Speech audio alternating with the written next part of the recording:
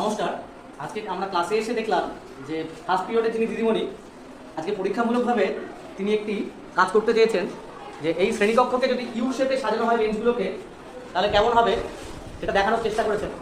জিনিসটা আমাদের খুব ভালো লাগলো। আমরা একটু দেখানোর চেষ্টা করছি ছাত্রছাত্রীরা কীভাবে বসে আছে এবং এখানে ব্যাক বেঞ্চার কেউ নেই, লাস্ট বেঞ্চ বলে কিছু নেই, প্রত্যেকের দিক থেকে সমানভাবে বসতে দেখা যাচ্ছে। ভালো লাগছে এবং বলতে সব থেকে সুবিধা হচ্ছে, কেউ বানাতে কারো অসুবিধা হচ্ছে না। কিন্তু স্যার এটা একটা জিনিস, এই এরকম করে যে এই ধারে বসে আছে তাদের তো সবসময় মাথা ঘুরিয়ে দেখতে হচ্ছে, তাই না? এই যে এরা মাথা ঘুরিয়ে ঘুরিয়ে দেখছে, তাতে কি ওদের ঘাড়ে ব্যথা বা সমস্যা হতে পারে না? এইটা আজকে পরীক্ষামূলকভাবে আমাদের দেখা হয়েছে।